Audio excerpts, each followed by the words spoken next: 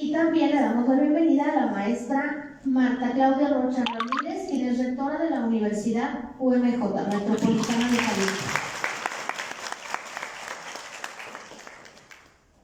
Agradecemos a todos los miembros del presidio y damos el uso de la voz a el doctor David Coronado, que nos dará la bienvenida.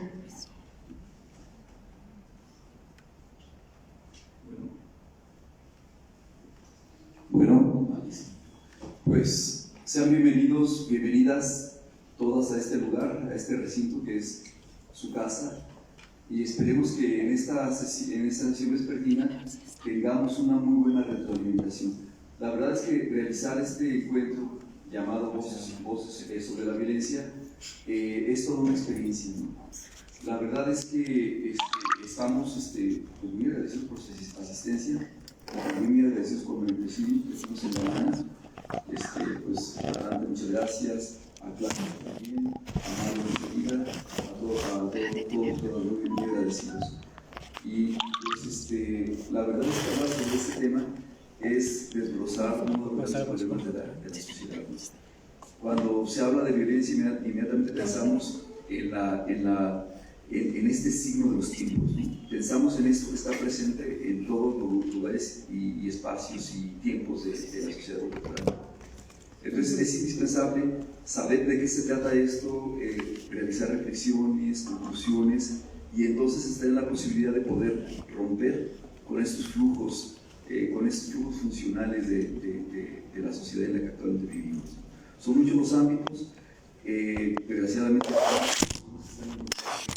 en estos temas,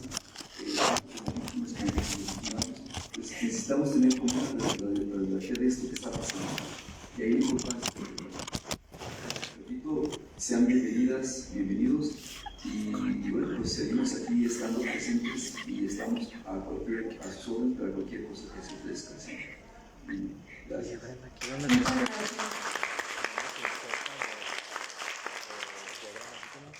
También queremos darle una mención especial a nuestros invitados especiales, el doctor Igor González, doctor en Ciencias Sociales, a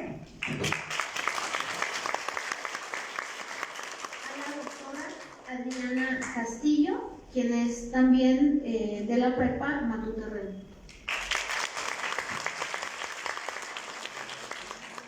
a la doctora Carolina Gómez, de prepa 14, y a la doctora Ivonne Mariscal, de la prepa 16. Gracias. Y continuando, le damos el uso de la voz a la maestra Marta Claudia Rocha.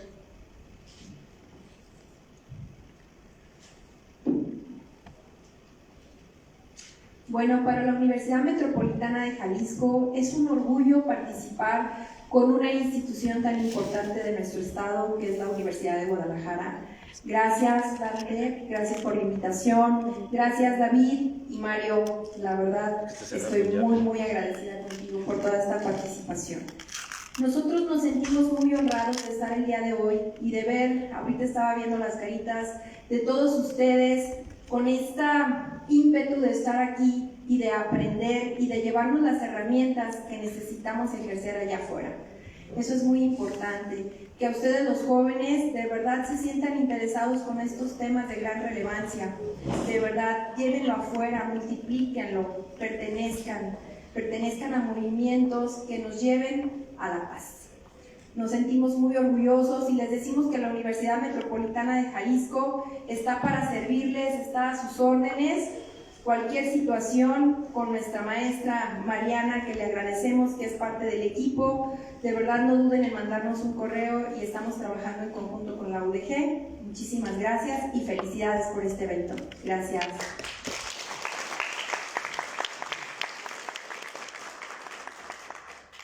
Muchas gracias. Siguiendo el uso de la voz, se la cedemos al doctor Mario Cervantes.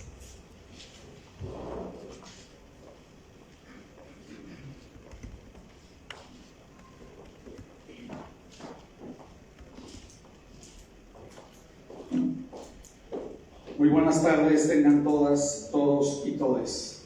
En nombre de la Cátedra Nacional de los Derechos Universitarios queremos agradecerles su disponibilidad de estar aquí con nosotros el día de hoy, de hacer el esfuerzo de venir a acompañarnos. Nos da mucho gusto observar aquí jóvenes bachilleres y contar también con la presencia de expertos y expertas en el ámbito del tema que nos ocupa el día de hoy, que es la violencia. Muchas gracias a nuestras colegas, tanto doctor Igor, a todos los ponentes que tendremos a lo largo de nuestros conversatorios, y agradecerle de manera muy personal al doctor David Coronado, que es el anfitrión por ser el laboratorio de violencia, de estudios sobre violencia, que está emanado con la cátedra. Él también es el coordinador de la línea de investigación de violencia, donde también participa la doctora Carolina, donde participa la doctora Adriana, entre otros. Y pues ha sido un esfuerzo, como él lo mencionaba, y toda una experiencia al organizar este encuentro, que dicho sea de paso es el tercero.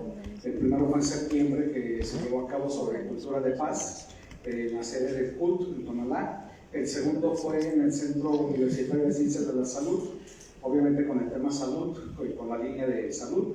Este es el tercero de violencia, y en diciembre tendremos, el 7 de diciembre, obviamente invitadas e invitados, tendremos a la instalación de la Defensoría, allá en el de Tejada 2640, tendremos el de discapacidad, y cerramos este año y este ciclo escolar con este cuarto encuentro, y en este marco entregamos también los premios de los ganadores del concurso de dibujo de Jóvenes por la Inclusión. Y bueno, pues agradecerle también, como siempre, a nuestro compañero, colega, el doctor Dante Aro, que nos hace el favor de dirigir la Cátedra Nacional de los Derechos Universitarios, y que pues siempre está dispuesto a crear estas sinergias, como lo es con la Universidad Metropolitana de Jalisco, con nuestra amiga la maestra Claudia, que también obviamente pues se suma a estos esfuerzos. Y no nos resta más que agradecerle de manera muy particular a todos y cada uno de ustedes por estar aquí. Muchas gracias, enhorabuena, que estos trabajos fructifiquen. Esperemos que posteriormente tengamos publicado, o logremos la publicación de estas ponencias, para que a vuelta de año estemos ya con un producto donde podamos tratar pues de incidir, dando cuenta de estas hallazgos y de estas investigaciones. Muchas gracias a todas y a todos.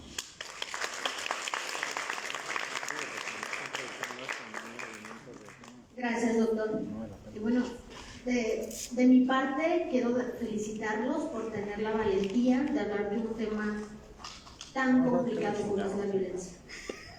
Y para dar paso a nuestra inauguración, cederemos el uso de la voz al doctor Jaime Lanteaga. Adelante.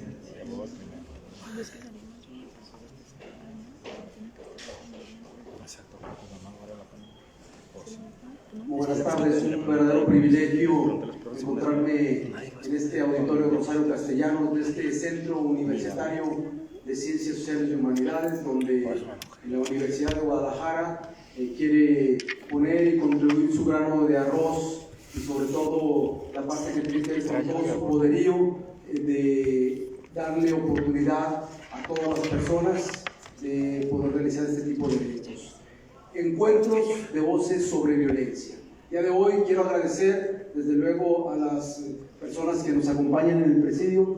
Doctor David Coronado, muchas gracias. Maestra Marta Claudia, muchas gracias por la oportunidad de hacer sinergia a través de la Universidad Metropolitana de Jalisco, a su equipo de trabajo, a la maestra Mariana Padilla, muchas gracias por esta moderación, al doctor Mario Cervantes, gracias por tener en cuenta todas las sedes de los centros universitarios, y como profesor de Sociología y como co-director de la Cátedra Nacional, pues es muy importante este tipo de actividades. Desde luego, la parte de quienes el día de hoy nos van a hacer favor de estar presentando, doctor Igor González, gracias por la oportunidad, doctor Ulrike Captebón, la parte que tiene que ver con las promotoras de paz que el día de hoy nos acompañan, de la la preparatoria 14, gracias maestra, de la Politécnico Matute Rebus y de la preparatoria 16, así como todas las personas que nos acompañan el día de hoy presencialmente y sobre todo de los que nos siguen en la virtualidad, el gran equipo de trabajo que se tiene para poder realizar esto, desde luego que es muy importante. El doctor David Coronado como responsable del laboratorio de violencias de este centro universitario, nos dará mucha luz por albergarnos y desde luego en su nombre, doctor, quiero que le mande un saludo afectuoso a doctor Juan Manuel Durán Juárez, quien es el rector de este centro universitario, y quiero decirles que a nombre de la Universidad de Guadalajara, a través de la Defensoría, tenemos muy claro que el realizar este tipo de espacios, eventos, como su nombre lo dice, poder escuchar las diferentes voces de alumnas, alumnos, de académicas, académicos, de expertas, expertos, de profesionales, de personas de la sociedad civil, de diferentes partes de la República, con violencia escolar, violencia contra la mujer, violencia y cerebro, violencia política, violencia jóvenes y desde luego la parte de jóvenes, violencia y desaparición de personas, son temas como la cultura, violencia y tecnologías importantes que deben de ser analizados a la luz de las diferentes personalidades, pero sobre todo para poder tener reflexiones que puedan incidir, esa es la tarea de una universidad, poder incidir en mandar el mensaje para resolver problemáticas, crear políticas públicas que ayuden a nuestra sociedad a tener una vida mejor. Ese es el propósito que se tiene y el camino a través de las y los alumnos de esta casa de estudios de la Universidad Metropolitana de Jalisco, así como de las diferentes personas que están escuchándonos a través de la virtualidad, sin lugar a dudas tendrá un eco esta voz para poder retumbar y decir a final de cuentas estas problemáticas, no solamente con el análisis crítico y descriptivo, sino lo más importante que tiene la Universidad de Guadalajara es realizar esas propuestas, ese análisis propositivo para poder a final de cuentas darle paso y solución a las diferentes problemáticas. Es por ello que el día de hoy para mí me es muy honroso pedirles a ustedes, antes de inaugurar, que nos pongamos de pie para de manera formal decirles que el día de hoy, jueves 3 de noviembre, marcando la hora, las 16 horas con 24 minutos, declarar formalmente inaugurados los trabajos de este encuentro de voces sobre violencia. Enhorabuena para Jalisco, enhorabuena para México. Muchas gracias.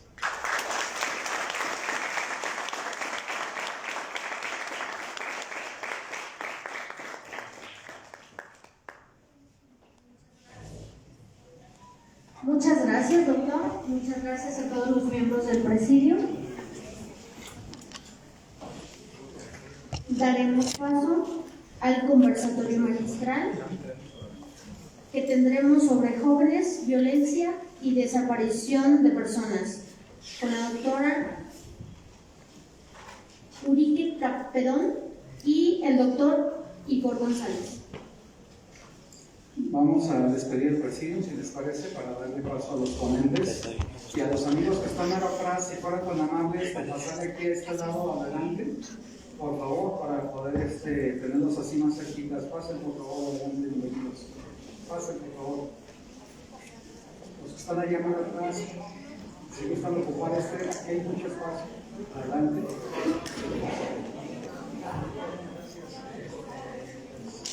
Les pedimos por favor se acerquen y también mantengan el uso de sus celulares en silencio.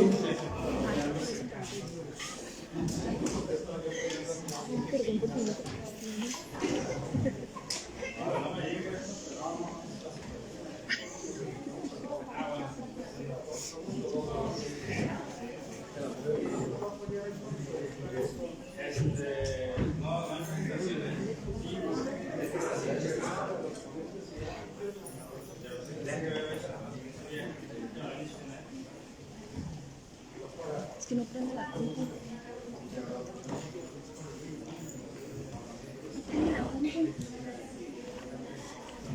No sé, no prende la carga. ¿Quién te dio el acceso allá atrás?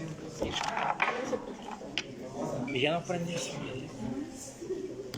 A lo mejor es eso. Déjame ver la carga. Sí, que se me da la carga. ¿Cómo está? ¿Quieres que te la conecte?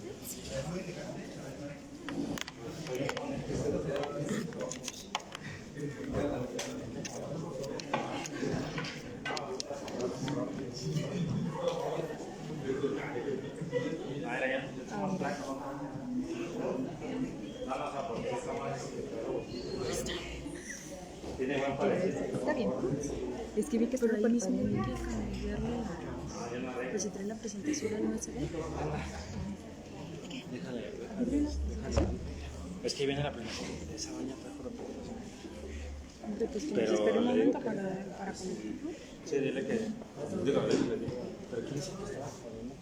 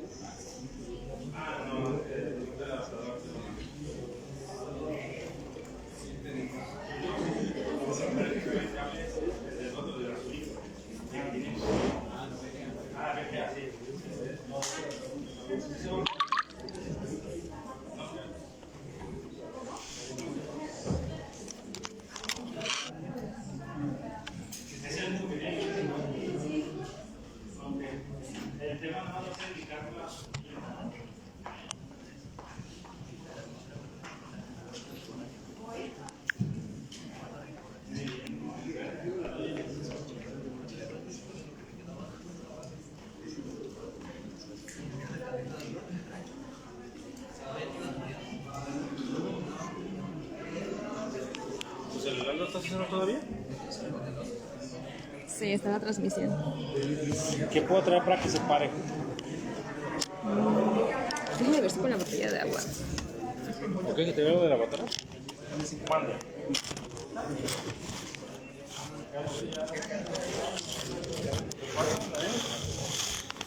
¿Qué queda con esa agua? Sí. ¿Cómo se lo hago? Es que ocuparía como algo alto para ponerla. Es eso, Como si fuera una tablet o algo así. Ajá, como para tenerlo tipo aquí, pero... Ah, ¿hasta esa altura? Ajá. Sí, porque... ¿Y si traigo libros y los pongo así? Si no, sí. O una está bien. caja. Ya, pero- Ajá.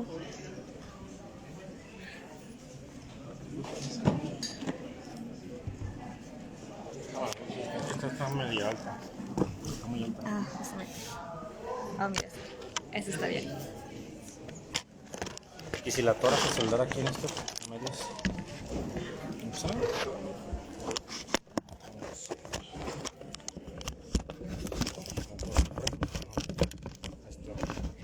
Ah, mira, sí, justo. Son más brillantes, ¿verdad? Trípode improvisado. Sí. La tuya no ves así como...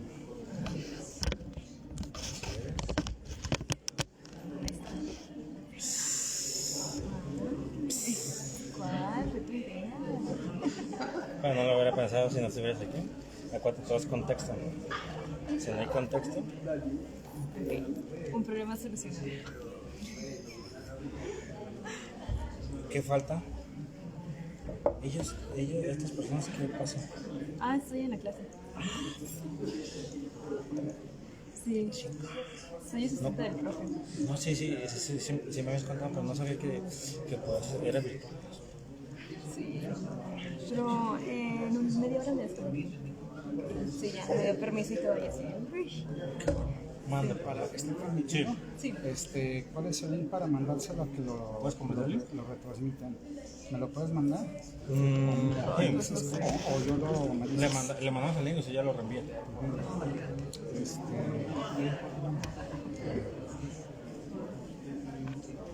¿O tienes el link directo ahí? Es que la Es página que como se llama estoy transmitiendo, no sé si me deja salir. Bueno, ya. ¿cómo lo encuentro en Facebook? Selvi Está UDG. en Instagram. En Instagram. en Instagram. Sí, sí, más moderno. Ok. Entonces, ¿y se puede retransmitir de ahí al canal de YouTube? ¿Sí? Sí, yo creo que se puede YouTube, compartir. pero sí, sí se comparte la transmisión, pero A ver, aquí estoy en Instagram. Búscalo, por favor. ¿cuál es el Instagram? Perdón.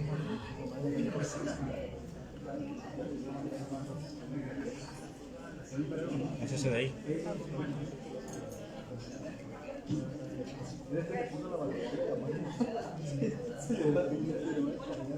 Mande. Si vamos a... No.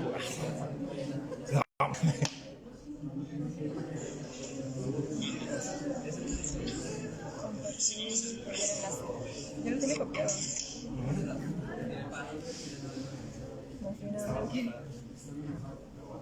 Profesor, ya copiamos el enlace. Esta copia del enlace lo va a compartir en WhatsApp. Voy a mandar yo a un amigo que va a por allá. Ah, ok, pero se lo van a dar por WhatsApp. Sí. Ah, ya está. Ya está. Sí, de una vez. Sí, buenas tardes, por favor. Al chat de sonido. Pues iniciamos. El tema que vamos a revisar en este momento, gracias a los grandes especialistas, es jóvenes y violencia. ¿Sí? Solamente quiero tocar un par de temas, ¿no? En primer lugar, quiero hablar del tema que está relacionado con movimientos y organizaciones colectivas. Siempre un movimiento o una organización colectiva, una organización social, surge cuando falta algo, cuando hay ausencia de algo, ¿no? En México hay 4 colectivos que exigen justicia y libertad.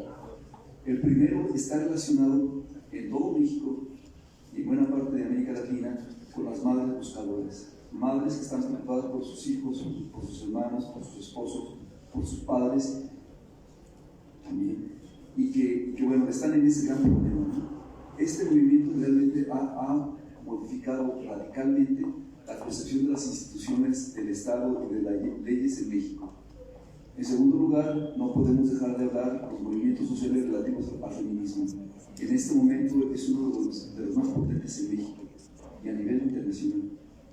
En cuarto lugar, hay que hablar también de los movimientos independientes, especialmente de aquellos que surgen por posesión de tierras, por el asesinato de periodistas, y movimientos independientes que se están organizando y están exigiendo que eso que falta, que eso que está ausente, se les dé. ¿Sí? Y en cuarto lugar, no podemos dejar de mencionar como gran movimiento social a los estudiantes. Estudiantes que como ustedes son inquietos y que sienten que están experimentando eso que está pasando fuera del recinto universitario, de los recintos universitarios. Entonces, estos 4 movimientos sociales me parece que hay que hablar de ellos y hay que empoderarlos. El segundo tema del que quiero hablar es el relacionado con la economía, la política y, por supuesto, la violencia. La economía, como todos sabemos, su único fin es la ganancia. Sí. O sea, siempre está sujeto a las leyes de la oferta y la demanda.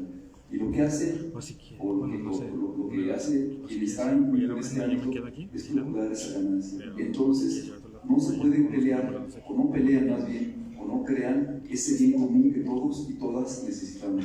¿Sí? En segundo lugar, pues hay que hablar del poder, ¿no? El poder crea espacios, el poder crea organizaciones, el poder crea relaciones. ¿Sí? Sin embargo, al momento de hablar de los bienes comunes, solamente nos podemos remitir a la organización que defiende ese mismo poder. ¿Sí? Entonces tampoco crea bienes comunes, excepto pensando que son universales, que se difunden como voluntad general. Entonces muchos y muchas de nosotros nos apropiamos de esa voluntad general y entramos en empatía y legitimidad. ¿Qué es lo que hace el poder? Legitimidad. Pero bienes comunes que sean para la colectividad, me parece que no los crea. Y en tercer lugar, bueno, habría que hablar de la violencia. La violencia no crea, no organiza, no tiene la capacidad de construir espacios y relaciones, simplemente destruir. Lo que hace la violencia es que está operacionalizando las funciones, esas funciones destructivas y autodestructivas de la sociedad. O sea, es un gran problema, ¿no? Y muchos de nosotros de repente estamos actuando violentamente operacionalizando esas funciones que son, por supuesto, las más deleznables de lo social. Precisamente para hablar de estos problemas, de la manera como se van ubicando a nivel social, tenemos a dos grandes especialistas. En primer lugar, quiero hablarles de nombre internacional a ambas, de la doctora Ulrike Kappelbohm. Ella es profesora visitante del DAC y coordinadora del Centro de Estudios Europeos aquí en el CUSH de la Universidad de Guadalajara. Se doctoró en Ciencias Políticas en el Instituto de Estudios Latinoamericanos, del Instituto de Estudios Latinoamericanos ILAS, del Instituto Alemán de Estudios Globales y Regionales y de la Universidad de Hamburgo. Fue Marie Curie Fellow en el Consejo Superior de Investigaciones Científicas en Madrid, donde sigue siendo miembro del proyecto de las políticas de la memoria. Estuvo como investigadora asociada en el proyecto de la Universidad de Constance sobre narrativas del terror y de la desaparición. Después estuvo como Research Fellow en el Instituto para Estudios de los Derechos Humanos de la Universidad de Columbia, en Nueva York. Y fue investigadora y lectora impartiendo clases en el programa de Estudios Latinoamericanos en la Universidad de Princeton. A continuación fue coordinadora de los proyectos de reconstrucción de la memoria en ciudades europeos y sentido en común, ambos en la Universidad de Constance. Antes de incorporarse al CALAS, fue Research Fellow en el Centro Merian de Estudios Latinoamericanos Avanzados, en el CALAS, de la misma Universidad de Guadalajara. Sus intereses de investigación giran en torno a las cuestiones de las culturas de memoria y de los estudios de los derechos humanos, la paz y la violencia en Europa, especialmente en la península ibérica y los países del Cono Sur y América del Sur, de América Latina. Esta autora, vienen como 10 textos, ella modestamente dice ya, pero me gustaría señalar por qué es tan importante Ulrike, ¿no? Dice, es autora de un número bastante grande de artículos en revistas académicas y de capítulos de libro en español, inglés y alemán. Entre sus publicaciones destaca la monografía del caso Pinochet de los desaparecidos de la Guerra Civil Española en alemán. Y es coeditora de los volúmenes editados en el Contest Urban Space Monuments, Trace and Decentrate Memories, serie de los estudios de memoria. Bueno, y sí, así.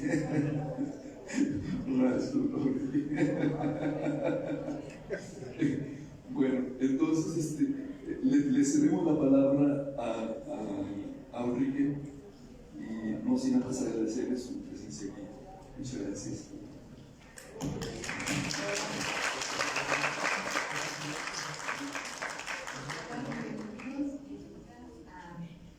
A todos, en primer lugar, y a todas los estudiantes, muchas gracias por la organización, por ser organizadores, sobre todo a David Coronado por la amable invitación. Le agradezco mucho esta presentación y la oportunidad de compartir ideas aquí en este espacio con ustedes sobre temas tan importantes y temas tan complejos como esta desaparición de personas en relación con los jóvenes, ¿no? En el contexto de violencia. En mi ponencia me quisiera enfocar en el largo proceso histórico, social, político y bueno, este gran proceso que implicó la codificación de la desaparición como crimen de lesa humanidad en la Convención Internacional contra la Desaparición Forzada de Naciones Unidas. Como vengo del ámbito de las ciencias sociales y no soy abogada, me centraré particularmente en la lucha de activistas y de familiares a nivel más amplio que llevaron a esta convención, esos movimientos sociales a los que también habrá referencia, ¿no? Como esta mesa parte del contexto local mexicano, quisiera comenzar con un dato, ¿no? Como todos aquí sabrán, según los registros oficiales, en mayo de 2022, México rebasó las 100.000 personas oficialmente reconocidas como desaparecidas y la impunidad es prácticamente absoluta en este contexto. Hay que hacer énfasis en que la mayoría de estas personas desaparecidas, un 42%, son jóvenes de entre 14 y 29 años de edad.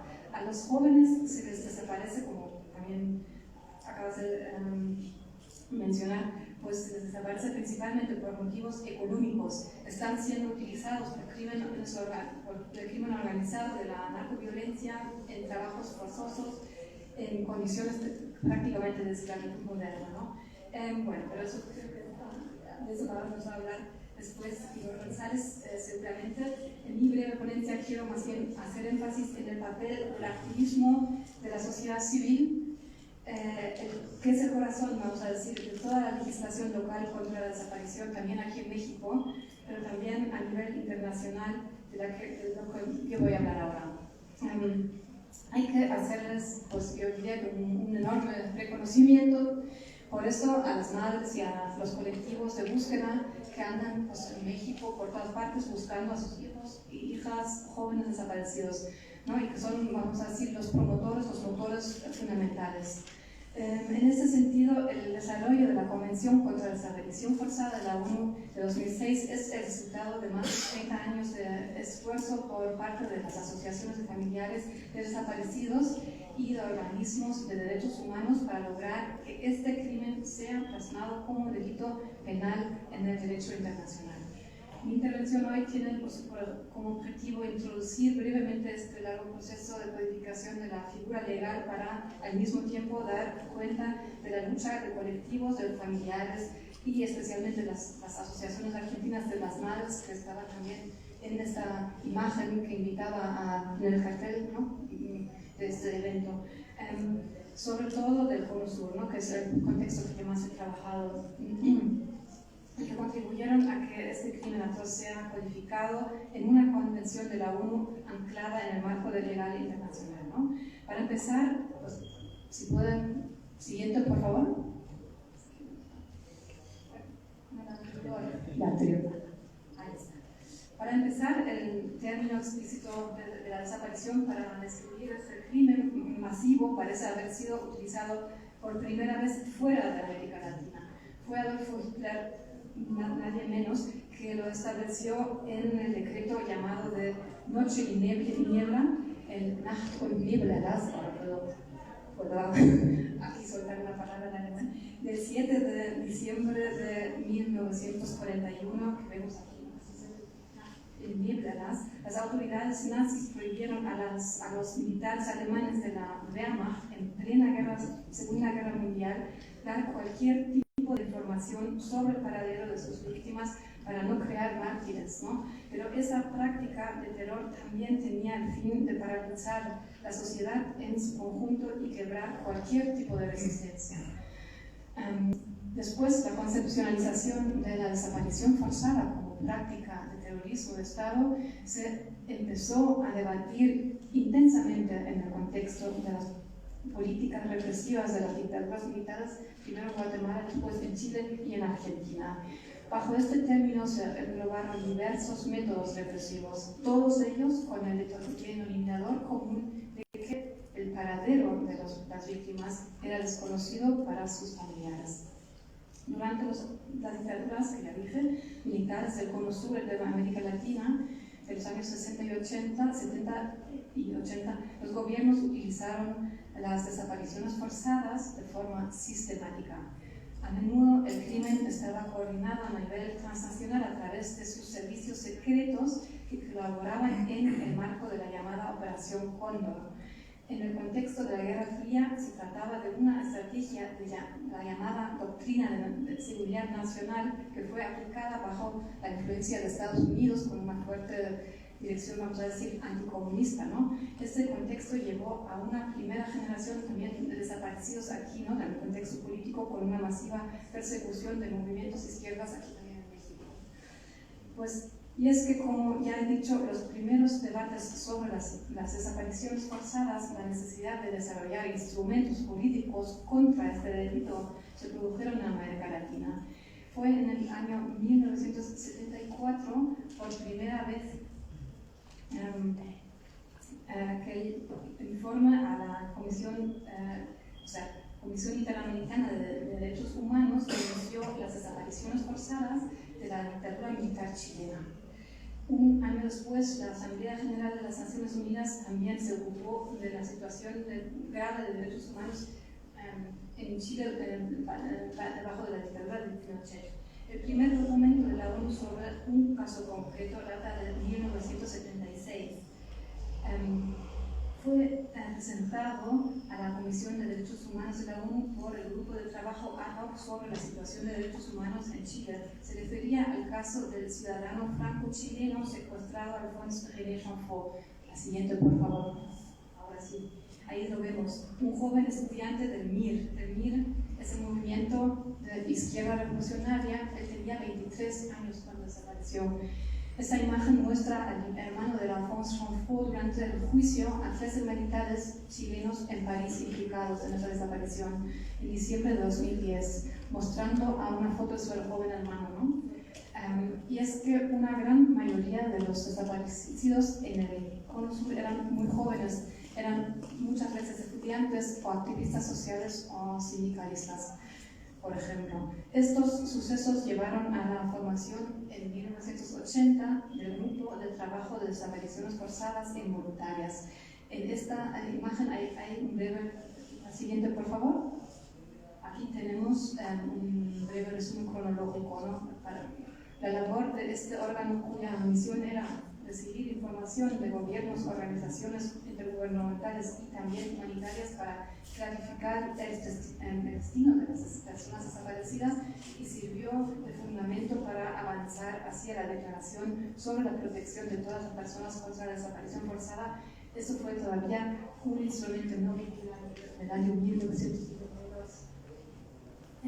El uso sistemático de la desaparición practicada por las dictaduras militares de los años 60 y 70 en América Latina ha quedado, pues, vamos a decir, grabado en la memoria a escala mundial.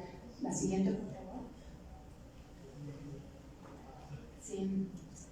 Y eso se debe especialmente a las organizaciones de familiares, ¿no? del Cono Sur, que con sus protestas y actos también de resistencia denunciaron el crimen, apelando también desde el principio a un espacio público internacional, ¿no? Así la red de derechos humanos que se estableció entre las asociaciones de familiares de los desaparecidos y las organizaciones internacionales de derechos humanos se constituyó desde un principio también como global, ¿no? La aprobación de varias convenciones regionales y internacionales, entre las que cabe destacar, además de, ya vaya mencionada el Estatuto de Roma de 1998 de la Corte Penal Internacional, finalmente sentaron las bases de la figura legal sobre la desaparición de personas que hoy conocemos, desembocando en la aprobación de la Convención en el 2007. O sea, vemos lo largo que fue el proceso. En este proceso, las prácticas simbólicas de las madres que vemos aquí en la Plaza de Mayo, que se habían fundado en 1977 buscando a sus hijos desaparecidos, desempeñaron un papel central. Lo que había empezado en la Plaza de Mayo pronto se convirtió en un proceso de denuncia internacional de la desaparición forzada como práctica represiva que finalmente se canalizó en la Convención Internacional contra la Desaparición Forzada. Aparte de su emblema identificador, que es ese pañuelo blanco, establecieron otras prácticas de protesta política y denuncia. Lo que aquí nos interesa son estrategias creativas que desarrollaron por primera vez, que eran pues, el uso de fotos, de siluetas, para hacer visible la ausencia de los desaparecidos, que como iconografía rápidamente fueron adaptándose por otras organizaciones de derechos humanos en el mundo. Pues tras décadas de lucha de organizaciones por los derechos humanos, organizaciones que estuvieron interconectadas entre sí, colaborando de manera transnacional, como por ejemplo las madres, las abuelas de Casa de Mayo, pero también asociaciones chilenas o la FEDEFAM, la Federación de Familiares a nivel de toda América Latina, pero también Amnistía Internacional, pues la Asamblea General de Naciones Unidas aprobó finalmente el 20 de diciembre de 2006 la Convención nacional para la protección de todas las personas contra la desaparición forzada. Como estamos viendo en el trabajo de la elaboración de esta figura legal del desaparecido fue algo y largo, tardó más de 30 años, ¿no? La convención convertía en concepto jurídico vinculante la desaparición forzada a una figura que era en origen pues, un resultado, y cito, de un creativo trabajo de imaginación, como lo describe el sociólogo uruguayo español Gabriel Gatti. Pues ahora, ¿qué es la convención y para qué sirve prácticamente? La convención, después de que haya sido adoptada, se abrió a firma, entró en vigor solamente el 23 de diciembre de 2010. En el marco de la Convención Internacional para la Protección de todas las personas contra la desaparición forzada, se creó el Comité contra la Desaparición Forzada. Ese comité es un órgano de seguimiento del tratado que comenzó a funcionar en el 2011, es decir, lleva poco más de una década trabajando.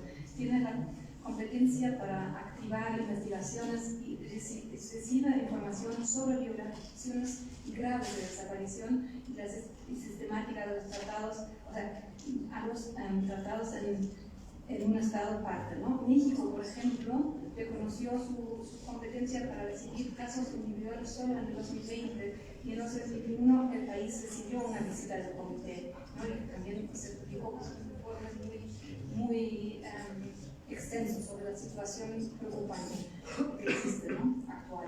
La Convención contra la Desaparición Forzada es, en este sentido, un instrumento jurídicamente vinculante que busca prevenir este crimen pluriofensivo que violenta múltiples derechos. Eso es quizás lo que hace tan complejo y doloroso, y explica por qué se ha tardado y se ha demorado tanto tiempo para entenderlo, ¿no?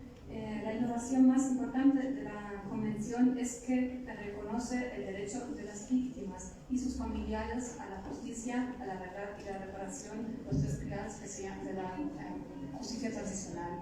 En cuanto al esclarecimiento de los delitos cometidos, los artículos reflejan lo que los familiares han descrito como un sufrimiento particular desde la única, o sea, desde el inicio de su lucha, desde el principio, ¿no? Desde su lucha política. Y es que es una tortura psicológica, ¿no? Que implica la incertidumbre permanente sobre si el familiar está vivo o muerto. Uno de los aspectos más importantes de la Convención es la implicación del concepto de la víctima, en el sentido de que no solo el desaparecido se define como víctima, sino también sus familiares y su entorno social, ¿no? Además, la Convención obliga a los estados a adaptar medidas preventivas, ¿no? Pero otra laguna, entre muchas más, que debería alterar la Convención se refería específicamente a los niños y los jóvenes desaparecidos, hoy adultos, de la prohibición de la privación indebida de los hijos e hijas de desaparecidos, que se establece en el artículo 25. Este artículo se refiere a la práctica de la apropiación de niños desaparecidos muy establecida durante las dictaduras militares, sobre todo en Argentina, ¿no? Entonces, las adopciones forzadas o el robo de niños fueron los temas centrales de las organizaciones de familiares, de las madres y las abuelas, ¿no?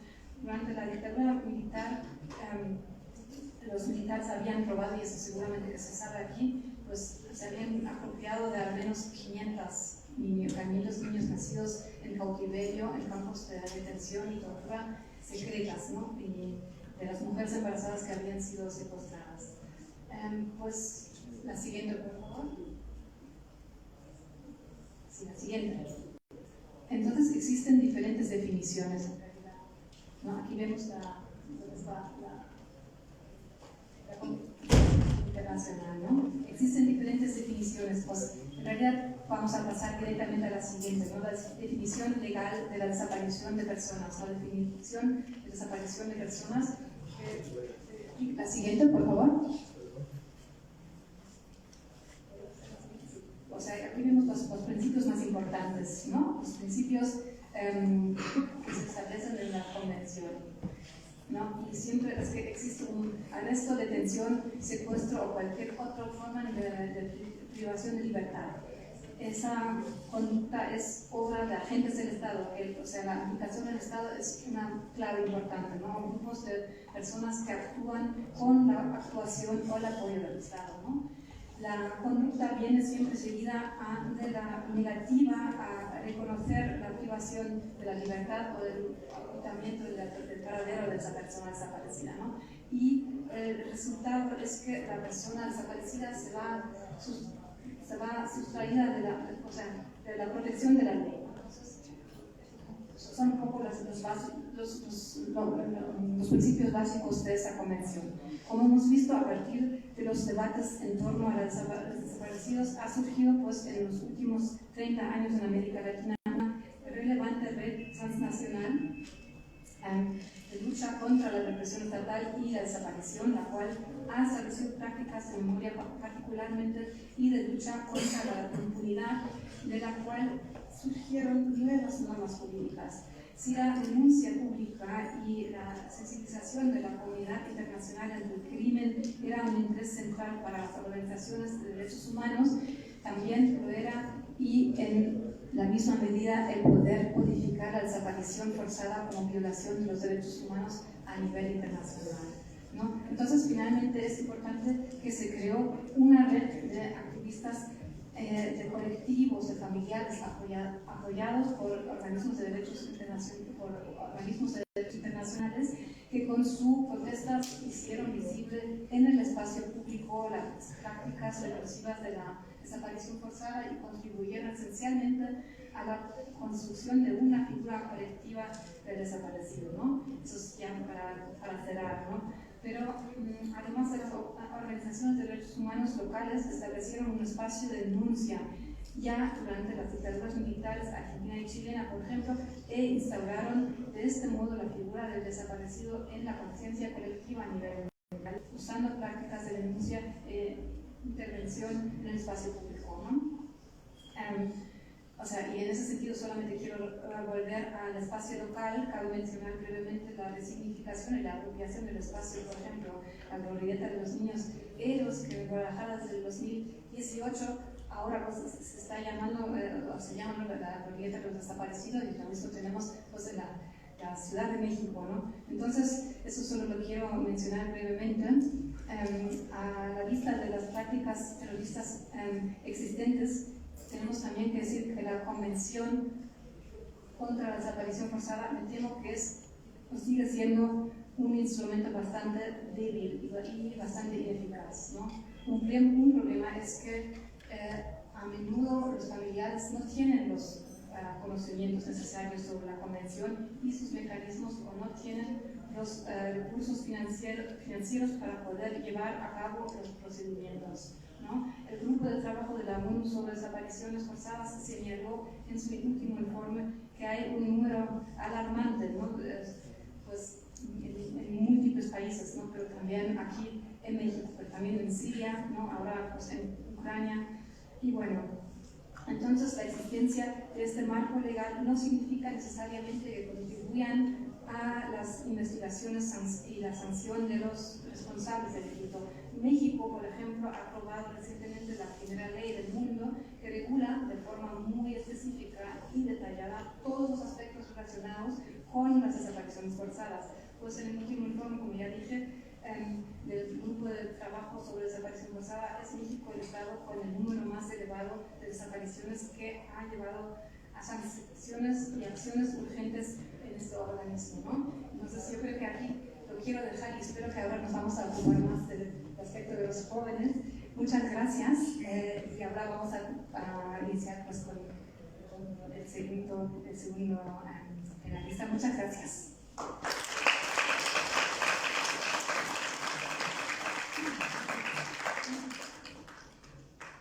Muchísimas gracias.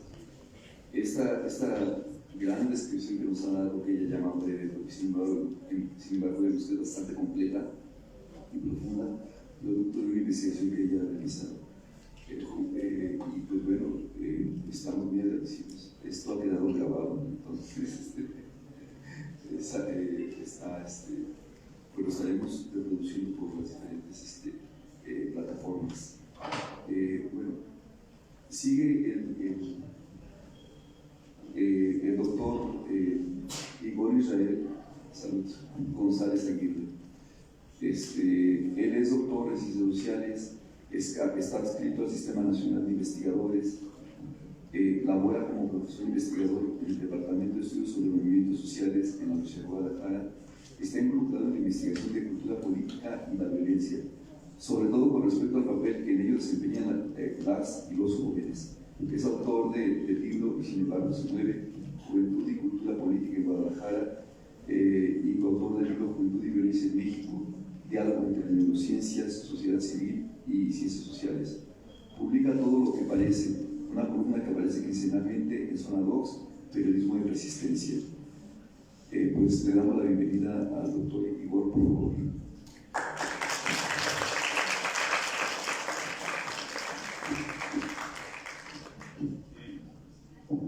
Aquí, a ver si se escucha. Muy bien. Buenas tardes, bienvenidas. Qué bueno que están aquí. Es una hora complicada. Muchos acabamos de comer, entonces es la hora como de que nos hace falta un café. Entonces tratemos de que esto sea lo menos doloroso posible. Yo les quiero platicar, digamos, si me dejan, me suelto 2 horas, entonces traté de organizar la charla pensando en 5 puntos sobre los que me interesa platicar con ustedes. Y pensando sobre todo en términos de que en buena medida la gran parte de la población que está hoy en la audiencia son bachilleres, entonces esa idea es muy atractiva. Me interesa mucho conversar con ustedes y tratar de explicar las razones por las que esto me interesa. Entonces quiero hablar con ustedes sobre o alrededor de 5 cosas. En la primera, digamos, para no tirar tanto rollo y no cansarles demasiado, dividí la charla en 5 grandes partes. En la primera quisiera platicarles acerca de un par de preguntas que me inquietan en el plano personal, pero que también en el plano profesional, es decir, en mi labor investigativa, que guían o han guiado en los últimos años el trabajo que hago como investigador, también como profesor, pero sobre todo como investigador, para intentar ofrecer o que construyamos de manera colectiva en esta sesión algunas respuestas a esas preguntas que les quiero plantear. Me interesa dar un pequeño rodeo como para platicarles por qué poco a poco y casi de la mano de las y los jóvenes con los que trabajo he integrado el tema de la violencia a mi interés investigativo. Entonces les voy a dar un pequeño rodeo para platicarles eso, cómo la violencia llegó a mí casi obligado por las y los jóvenes. Y en la tercera parte les platicaré sobre algunas de las hipótesis con las que intentaré o que sugeriré que podamos responder a las preguntas que les quiero plantear en la primera parte. En la cuarta les voy a comentar de un par de anécdotas, tengo muchas, no se hace viejo, tiene muchas anécdotas. Tengo muchas anécdotas, pero les quiero comentar de dos específicamente. 2 anécdotas de cuando estuve en la cárcel. Y estoy en la cárcel haciendo trabajo de campo, entrevistando jóvenes. Entonces, les quiero platicar de 2 anécdotas respecto a eso. Y finalmente me interesa poner sobre la mesa un par de conclusiones, 3 o 4, que creo que pueden derivarse de esta discusión, de platicar acerca de la relación que hay entre violencia y jóvenes. Entonces, si me lo permiten, por ahí más o menos está estructurada la charla. Por favor, estoy metiendo organizador. Es que de verdad, si me dejan, me puedo pasar 2 horas aquí y bueno. Entonces, déjenme les platico. Hay 2 preguntas, hay muchas preguntas, pero hay 2 particularmente que han guiado mi trabajo de investigación en los últimos años. La primera tiene que ver con qué demonios tuvo que pasar para que lleguemos a un grado de violencia como la que hoy nos habita en un país como este. Algo tuvo que haber pasado a lo largo del camino en nuestra historia que lo violento, el flagelo de la violencia que hoy nos habita, que hoy nos atraviesa, se ha vuelto tan espinoso. Tampoco hay que olvidarnos que este país ha sido violento de manera tradicional, nació de manera violenta. Nuestro país surgió así. La historia de nuestros países está marcada por una historia de violencia. Tampoco nos es extraña la violencia. Sin embargo, en los últimos años, quizá en los últimos 15, 20 años, lo violento ha adquirido otra serie de connotaciones, ha transformado su naturaleza. Entonces, a mí me ha interesado en lo personal y en lo profesional preguntarme sobre qué demonios pasó para que la violencia que vemos ahorita tenga estas características. Y la segunda pregunta tiene que ver con cómo antes le damos sentido a eso que hoy nos atraviesa, a esa violencia que hoy nos atraviesa y que se nos presenta como un sinsentido. Necesitamos ordenar lo que nos pasa para que de alguna forma no nos volvamos locas y luego necesitamos comprender qué es lo que acontece cuando nos acercamos, cuando nos asomamos a este abismo que es la violencia. Entonces, sobre esas dos preguntas es sobre básicamente lo que gira esta conversación y buena parte del trabajo de investigación que hago. Ahora, esa es la primera parte. Son las preguntas que me interesa colocar sobre la mesa y sobre las que charlaré en un rato más. Pero antes de asomarnos a las posibles respuestas, esta pregunta me interesa hacer un pequeño rodeo para platicarles cómo la violencia llegó a mi trabajo de investigación. Yo trabajo con jóvenes, ya lo dijo el doctor Coronado hace un momento. Desde hace 20 años yo empecé a trabajar con jóvenes por ahí en 2002, 2003, de la mano de quien fue un gran amigo que recientemente falleció, el doctor Rogelio Marcial, que para mí fue como, aparte de un gran maestro, una guía fundamental para mí, un gran amigo. De la mano de él comencé a trabajar con el sector juvenil de la población, hace ya casi alrededor de 20 años, casi 2 décadas. Yo comencé, estamos en el rodeo que les dije que iba a hacer, comencé trabajando con los jóvenes y la relación que este sector de la población, con más jóvenes que los jóvenes, la relación que este sector de la población establece con la esfera pública. Y particularmente me sigue interesando, al menos en mi trabajo, me interesaba la cultura política, no tanto en términos de si van o no a votar, si conocen la diferencia entre la Cámara de Diputados y la Cámara de Senadores, no tanto en ese sentido, sino en términos de cómo la propia forma de ser y estar en el mundo juvenil puede ser leída en clave política. Esa era la idea que me guiaba y que me guía hasta ahora, con la que comencé hace 20 años. Y entonces, desde hace 20 años he tenido prácticamente todos los días charlas con las y los jóvenes.